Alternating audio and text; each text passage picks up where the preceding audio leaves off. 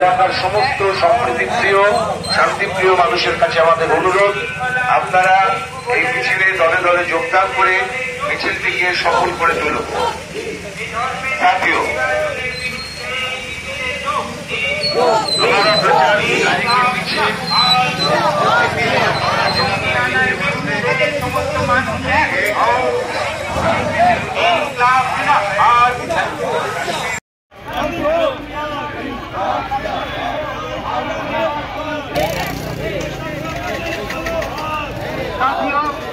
CPIM Howrah जिला committee के पुकार पर